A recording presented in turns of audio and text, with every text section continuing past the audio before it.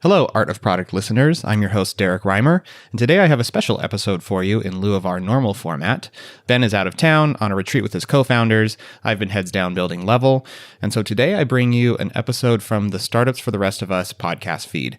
I recently sat down with my buddy Rob Walling. He interviewed me about the origins of Level, where the idea came from, how I validated it, why I ended up open sourcing it, and more.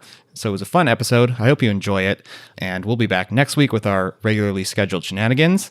But without further ado, here is episode 399 of Startups for the Rest of Us.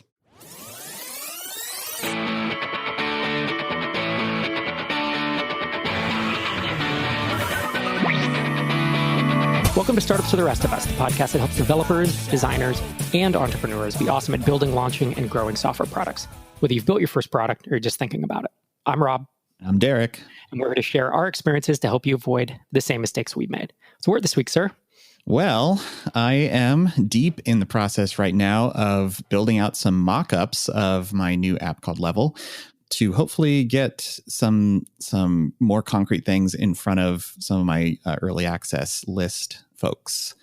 That makes sense. And if folks are interested, just right from the top, level.app is the domain name. You have a really tight landing page. And if you're listening to this and you want to see, this is maybe 400, 500 words of text, and it is on point. You have the headings, you can skim it. At the bottom is the FOMO, right? The reserve your handle today.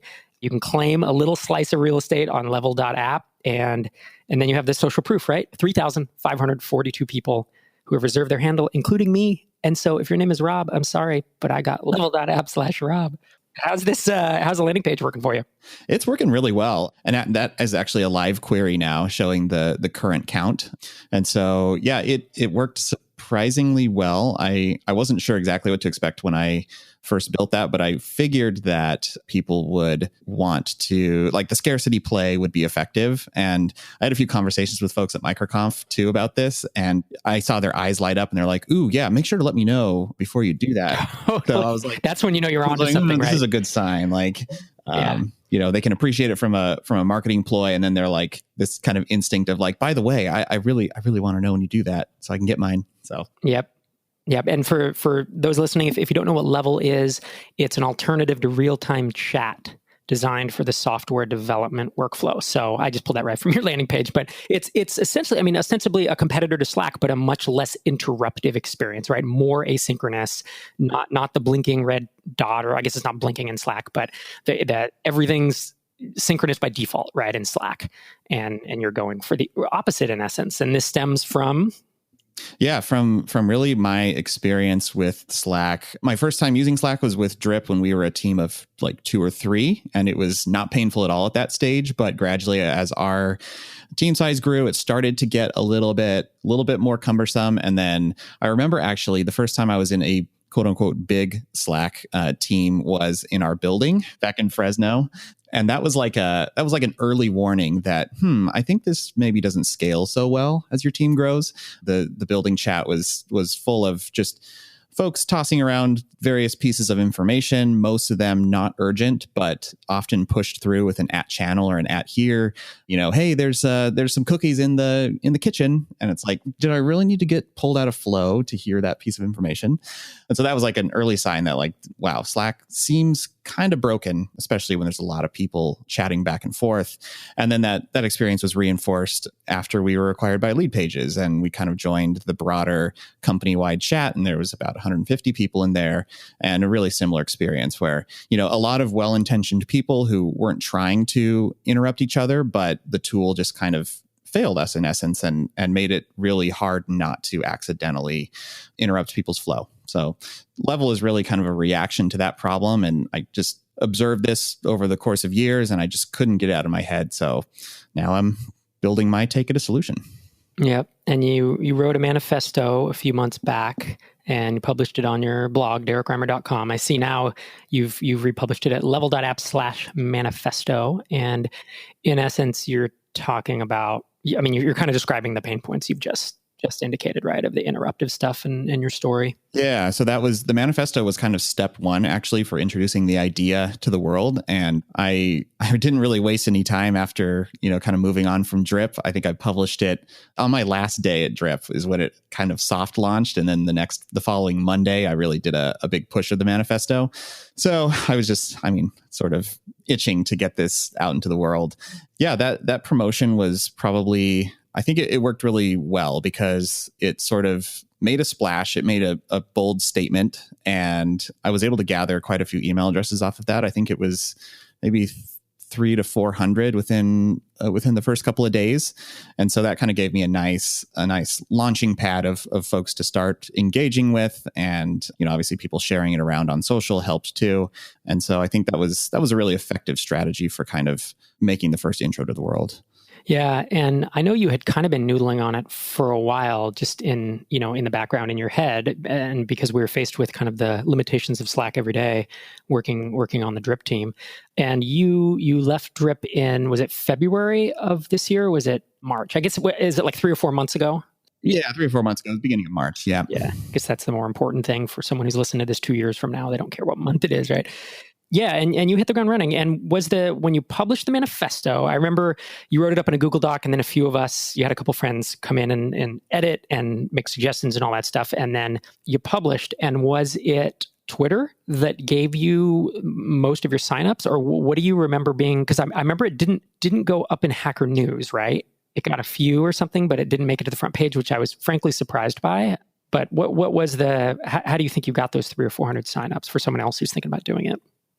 Yeah, it was predominantly Twitter. And I think that was effective, particularly for me, because this is a product that's marketed towards developers. And that's kind of the premier place where designer developer types hang out online. And so, yeah, I think that was where most of my strategy was focused, was trying to get people to retweet it, to like it, to share it. I did kind of assemble a list of folks who, are kind of in my inner circle, friends of mine who also have a decent following on Twitter, and kind of did manual reach out to those folks just to tell them like, hey, I'm going to be sharing this thing. If you wouldn't mind, could you please tweet it out to your followers? And most people were really eager to help out. So I think that's where a lot of the lift came from. And then I did actually try running some Twitter ads that day. I didn't really tune the audience too much. I just let Twitter kind of auto choose that by hitting the promote button.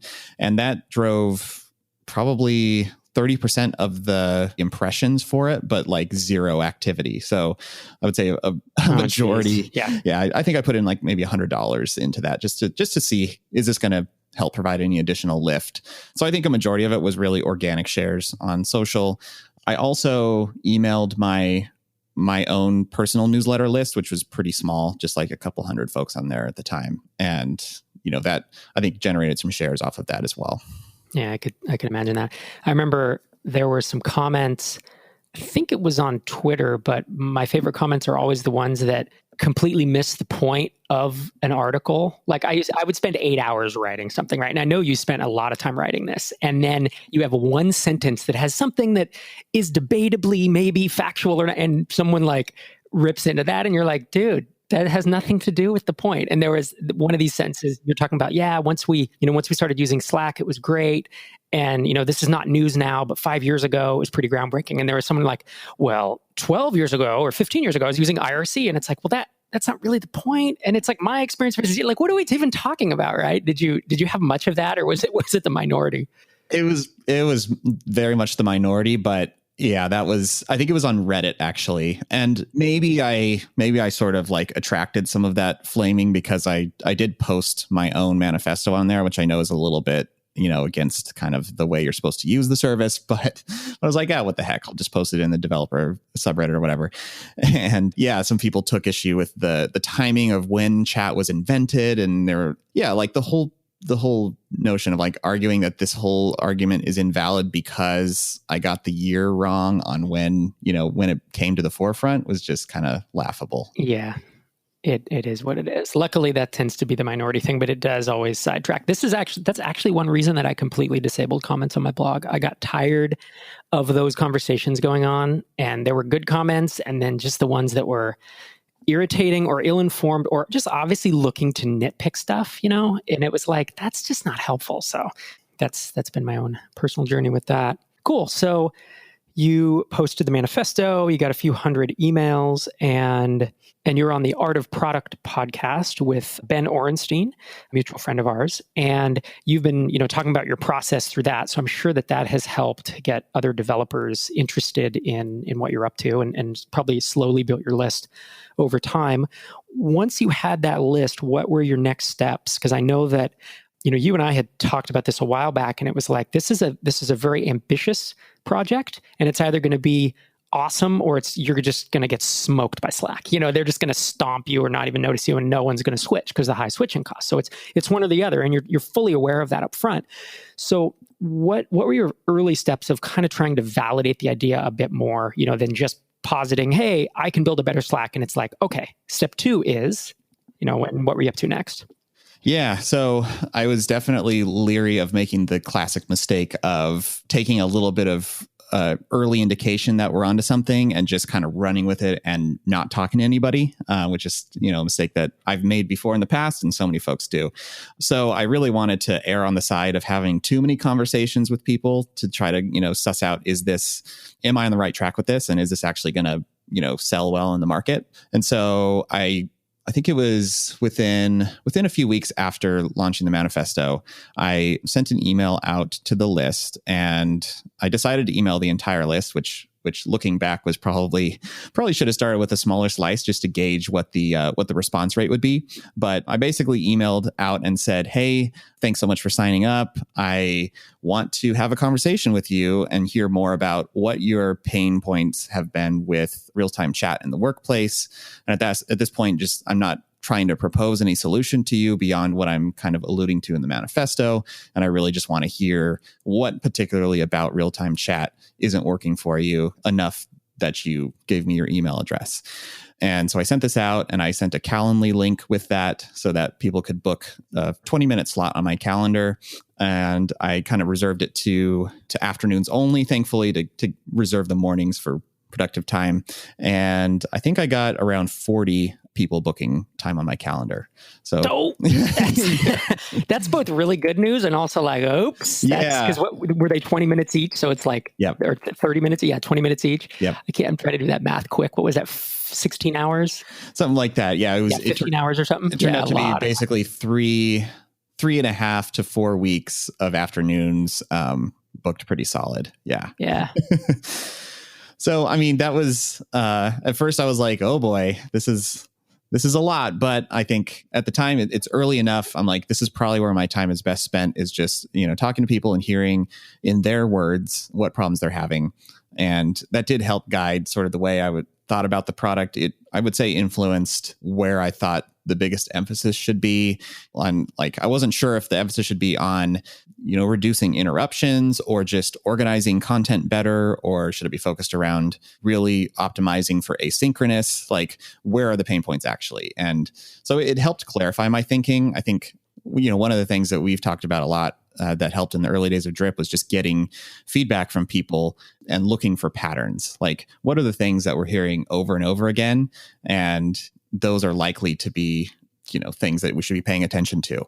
And so I did spot some of those themes and patterns. And so I think looking back, it was helpful to have a decent sample size. If I'd only talked to 10 or 15 people, then that may not have been enough to spot patterns. So I think it was good overall.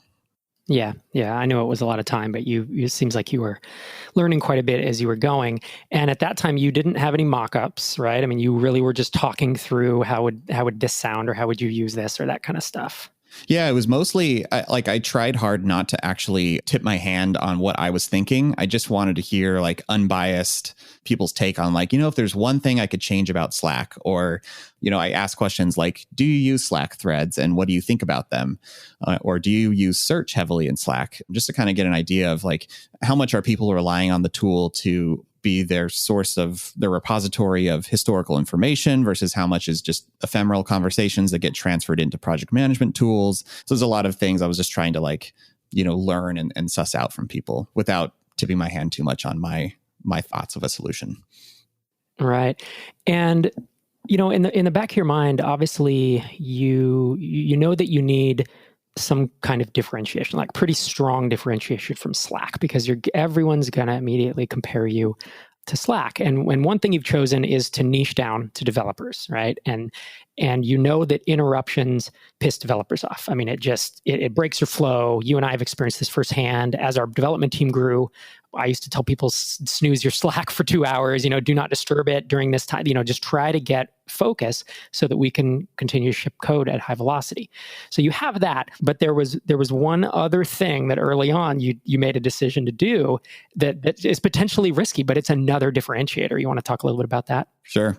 Yeah. So you and I had noodled this a little bit when I was just kind of in the idea stage. And I think we were having drinks one day and I was like, all right, I think I figured out the one thing that's going to really make Level stand out. Let's open source it. And which is sort of a... And there was a record scratch? And you spit your drink all over my face. You started pounding the table. No, So there are examples of this happening. There's Discourse, there's Ghost, there's GitLab. So there are companies that are already kind of doing this. Not in the chat space though, right? Those are in other spaces, but it's a model. Yeah, I will say there are other open source chat tools, but I don't think they're really making any kind of headway as a business. They're just kind of open source only. So kind of the model of like open source the core code base, but then charge people for a hosted version of the service is basically the model that I'm going for. And the thinking behind it is that one, since this product is marketed towards developers, a lot of developers sort of appreciate when things are open source, when they can look at the source and see what's happening with their data and just sort of have that transparency and also be able to, download it and stand up a cluster of servers and manage it themselves if they really want to do that. And I'm sort of banking on the fact that most companies that have sufficient budget to pay for a tool aren't going to want to go through the hassle of managing their own servers and patching them and keeping them up to date and all that kind of stuff. They're just going to want to pay me for the hosted version. But if you don't have the budget, or if you're bootstrapped and you're really scrappy, then, by all means, download it, stand it up on your server, and when you're ready, you can transfer the data into the hosted service. Right. This was in essence around you and I kept talking about how are you going to have a free plan? Because I think you need one, or we both thought you need one, because that's kind of par for the course in this space. And how are you going to do that as a bootstrapper and not get killed by hosting costs or not get killed by, support and all that? And this is a way to do two things. It's pretty ingenious, if it works. And it's, like you said, developers or more, tech-oriented folks, this is in essence the free plan, in addition to the benefit of it being open source, which most people like. And then they can pay you for the hosting and the support and, as a normal SaaS app. Yeah, exactly. And so it's not only the free plan, but it's also like kind of paves the way for potentially offering on-prem if I'm, sort of optimizing for the ability to set up the entire service from the ground up easily with, as opposed to just running a SaaS app where maybe you kind of cobbled together your own hosting situation and it's not easily replicatable. I think building it in this way kind of paves the path for companies that don't want to run a hosted service or trust another company to run a hosted service for them. They can, download it and run it inside their firewall too. Yeah. And that's really interesting because can you do that with Slack? No, I don't think so. Do you know, there's no on-prem version as far as I know. So that could be an interesting enterprise play. I know that wouldn't necessarily be the market you go after first, but if you get traction, you get name brand and people are like, hey, not only is this open source, which big companies tend to, they either hate it or love it, but if they understand it, they love it. And then, you're like you said, you can do the on-prem play, and those are super expensive, right? That would be a really nice high-end revenue source for you if you're willing to put up with the headaches of enterprise. Right. That would probably be down the line where I have traction and a team, and I could kind of establish a team to kind of run that end without me having to do all the sales and all that kind of stuff. Totally. Yeah. And so after you got all of kind of the information from those Skype calls, I know you and I then met. I know you did a bunch of thinking on your own for a couple of weeks, and then you were at a point and you said, you know what? I have thoughts. It's not ready to go into mockups yet. I'm not ready to build a UI. I have a bunch of ideas about different message types and how I would structure these. Let's do a whiteboard session. And so you and I met at the local library, actually, in a nice little room. And you want to talk about that, kind of the value, I think the value of that, or what that felt like, and just the point of doing that.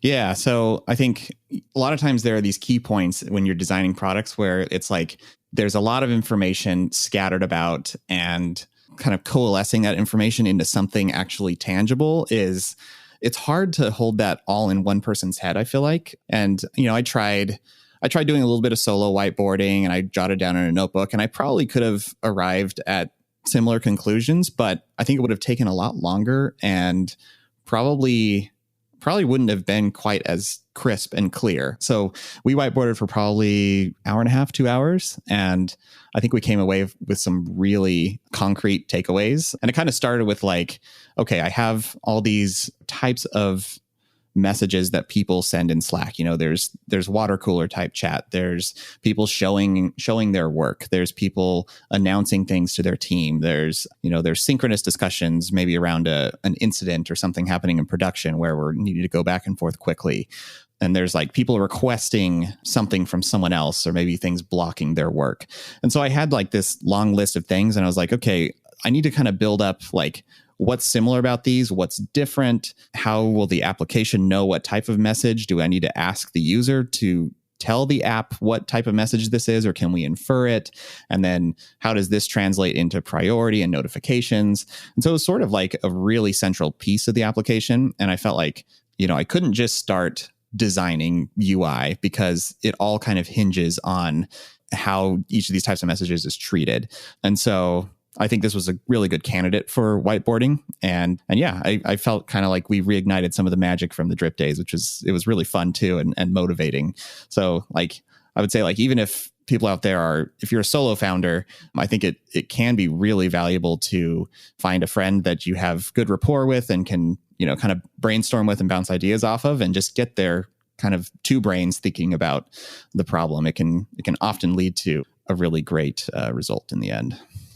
Yeah, I don't know, concerned is probably not the right word, but going into it, I was like, Derrick's been thinking about this for months, and I'm way out of that whole process. And are we going to be able to, like you said, kind of rekindle the old magic? Because when on Drip, we used to just whiteboard all the time and like came up with really good stuff, I thought. I used to say like, yeah, like with the two of us in a room, it's like 10 times better, or like we catch all the edge cases, and it's like you said, two people holding the whole thing in the collective heads rather than one person trying to do it. There's always a back and forth. You're sanity checking. There's just the collaboration. It's just night and day. If you're standing in front of a whiteboard on your own, I think you and I really found how different that could be when we started collaborating right on Drip. Yeah, because you're thinking about stuff, and you kind of reach these points where like my train of thought hits a dead end. And if you don't have someone there to kind of either pivot it or just pick up where you left off, then it can just be a really frustrating process. And, you feel like you're slogging through mud, and just having a pair there to help keep things moving. And even if there were times when we would sit there and just kind of stare off into space for a minute or two, and that's okay too, but I think it was just it was a really fun exercise. Yeah, I agree. Being comfortable with silence too. We've talked about this when I came on your podcast, is like the ability, if you are going to whiteboard with someone, one or two people, although I don't know that we've ever found a third who is as in our own heads as we are, or as in the flow. We certainly had some good collaborators at Drip, but you and I can sit there for 5 minutes with complete silence and not feel weird. And I think that's a big thing, is you let the other person think, and you're thinking as well. And that's the other thing I think with whiteboarding is, oftentimes if I try to do it on my own, I'll get to a point and I just get stuck. And it's like, I just can't get past this. And that's when you will step in and be like, well, what if we think about this? And it's like, oh, and now you got us past it, and we're still in the flow. And then we could finish the whole rest of the hour. But I would have stopped there and just got hung up on it for a day, potentially, So I think that's a good point where you're like, we got in that room and we did it. You could have gotten there eventually, but it may have taken you weeks, and it was 90 minutes or whatever for us. So cool. So that nailed down. And that was super fun, by the way. I came out of that feeling great. Yeah. So you came out of that then with kind of a mental model of like message types and not quite UI. I know we threw UI ideas around. We never sketched anything, but it was kind of hand wavy and talking as we're like, this alert should do this in this flow. And then did you go straight from there into mockups, or what was your next step? I know there was a vacation in there as well, right? Yeah. I did took a little vacation, but when I came back, I started. So I've been having this feeling of like a little bit of guilt as a product person that I should be getting some ideas, more concrete ideas in front of users to get feedback, sort of what I alluded to at the top of the show. And so I did try to take a stab at building some mockups, and I've been working on them for a little while now. It's taking a lot longer than I expected. And I think part of that is that, we had some concrete, ideas formed from the whiteboarding session, but like we said, they were not actual like envisioning of where the pixels will sit and how the product will actually form together. Like it was still a pretty fuzzy vision of it. And so I found that like it felt like I had it a lot more worked out in my head than I actually did when I started to lay out UI elements. And I think that's probably true of any idea where it's like easy to sort of picture this thing that's not actually real. And once you try to make it concrete, it's like, oh, there's actually a lot here to still think through and work through. And I think perhaps actually we could whiteboard on this again and maybe burst through another kind of wall, or I just need to keep kind of slogging through it and returning back to it every so often and kind of incrementally building it out. Yeah, that makes sense. Cool. So it sounds like you hit not a roadblock necessarily, but it's a bit harder, a bit more challenging than you thought it would be. And I guess mockups are often like that, right? Because you're almost trying to invent something new, and you have to thread a needle, because you can't be Slack, but you can't be email. Yeah. And that's what I've kind of like this, it's all centering most of the difficulty I'm having is centering around this inbox in level, right? And that's one of the core pieces of the product is that, and it's something that's really missing from Slack, is that I want to have one place where I can come to and quickly see in priority order all the things that need my attention. And then I can step away for 6 hours, go into deep focus mode, come back and feel confident that everything I need to see with relative urgency is all laid out for me just as I want it.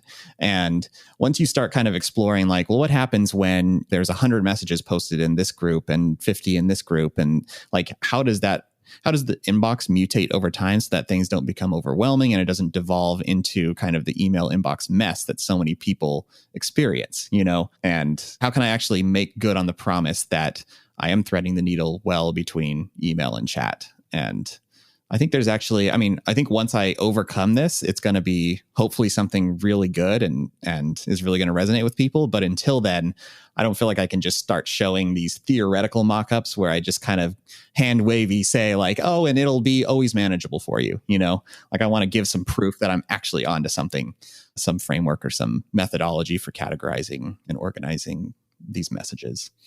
Right. Because the challenge when you're building something new is to validate your most risky hypotheses, the ones that are most likely to fail, where the risk is. And so typically it's not the code itself, right? Unless you're going to build, I'm going to build an AI engine to predict stocks. Well, it's like, all right, so that's your first thing. Can you even do that, right? But here, that you can write the code to make messages go in and out of a queue and, come out of the things. So there's two risks left that I see. One is, can you design a UI that is novel enough and does thread that needle, between the two and is like, 3x better or 5x better than the other experience for a certain group of people. And then the last risk will be, will people pay for it? Right. And you've validated that somewhat through building your email list and having these in-person conversations. I'm guessing once you have mock-ups or at some point, you'll probably ask for whether it's verbal commitments or, you may take money up front. And I know I don't think you've decided on when you'll do that. But so that is a big issue, like building the mock-ups and figuring out, how is this flow going to work? And is this novel enough and iterating on it until it is. Yeah, I think this is arguably one of the most important pieces to work out, because without this, the whole product the whole promise falls down. It's one thing to just introduce threads, for example. And, Slack has kind of arguably poorly implemented threads. So if I just implemented something that was just like, oh, everything's a thread, that's great, but that still doesn't solve the problem of not being a complete catastrophe when you step away from it for a long time. And so this is, it's one of the critical moments, I would say. Indeed. And so I want to switch it up a little bit. We've talked a lot about the specifics of Level and your kind of process of validating it and getting the design going. I'm curious, this is in essence kind of the third app or third startup really that you're launching. I know that you launched a couple that kind of came and went pretty quickly, but then you had obviously Drip with me, and you did codetrii.com, which is kind of project management that sits on top of GitHub issues. And you did that on the side. You sold that while we were actually right around the time that we sold Drip. You sold that, if I recall. I sold that. We sold Drip, and I sold my house when we moved. So I had three big sales. That was crazy. What kind a of crazy a mass time. liquidation. I know. So this really is, for all intents, like your third act here. I'm curious if you think it's easier this time around. Is it harder? Is there more pressure? Do you feel like you know what you're doing? But talk me through like the emotional side or the mental side of where you're at with it. Yeah, I think it's unique in that with Drip, I started out as a contractor, and so I was gathering a paycheck, and then I went full time on it, and we had Hittail sort of bankrolling our efforts a bit. So like it was a self-funded endeavor that was throwing off enough money for at least a decent paycheck so that I could live. And then CodeTree was a side thing. So that was nights and weekends. I was basically sacrificing my free time, but in exchange, it wasn't really costing me actual money. And now this is the first time that I'm really like as an adult going off and saying like, I'm not going to earn any salary or revenue for the whole time that I'm building this thing, or at least until I launch it, So I think that introduces in itself a bit of pressure that I'm trying to just like always mentally overcome that. Obviously selling Drip and CodeTree helped give me a little bit of runway so that I can afford to do this. And that's arguably the whole reason why we do this, is so that we can afford to work on the things we want to work on. So, but I've had to do some things like set aside my living expenses for the next year and sort of figure out loosely what my budget's going to look like, and then make transfers from this account to my checking account and just say like, I'm paying myself for the next year, and I'm not allowed to think about money and or stress about it. And so it's sort of been it's a work in progress, but working on trying to do things like that to keep myself sane and not get too stressed out. Yeah, that makes sense. I find it funny. You're like, this is the first time as an adult, because you were an adult the whole time, but you weren't, now you're married, you have real expenses, you live in a city with the cost of living is not super high, but it's, Minneapolis is definitely, it's akin to a California city that's not LA or San Francisco, right? It's like, it was similar to Fresno, which is, not super cheap. And so, yeah, it's not like you're going to live on $2,000 a month here. It's like most people's rent, depending on how you live and where you live, it's a non-trivial sum.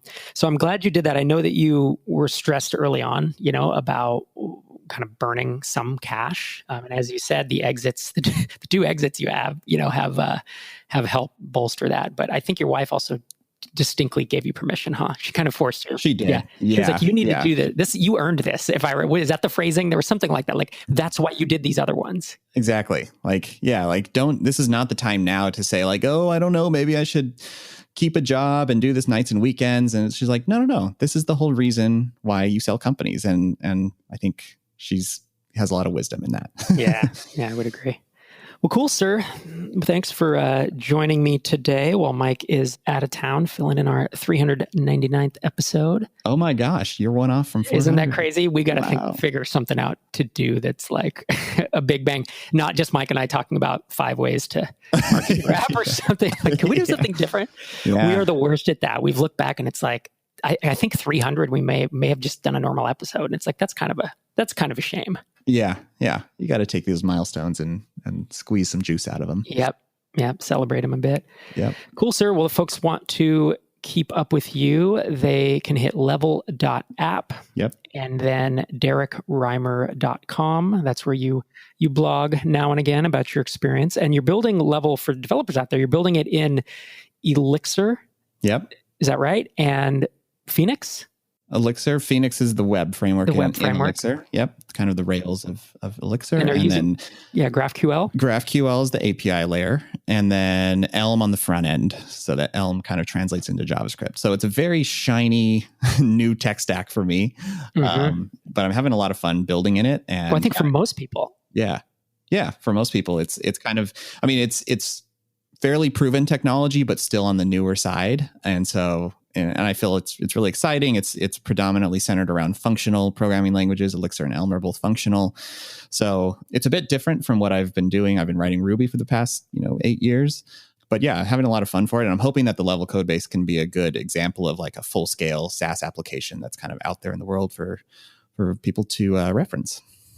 Yeah, it seems to be. I was taking, I don't know any of the languages you're using, but you have such a good way of organizing your code bases, and your README was super clean. And I was like, if I had a few extra hours this week, I would just run these commands and try to see if I get this thing running. It's kind of fun. So you can do it. Yeah. It was good to see it in GitHub there. Yeah. Cool. Well, thanks again for coming on the show. Yeah. Thanks for having me. I think that wraps us up for today. If you have a question for us, call our voicemail number at 888-801-9690. Email us at questions@startupsfortherestofus.com. Our theme music is an excerpt from We're Out of Control by Moot. It's used under Creative Commons. Subscribe to us on iTunes by searching for Startups, and visit startupsfortherestofus.com for a full transcript of each episode. Thanks for listening. We'll see you next time.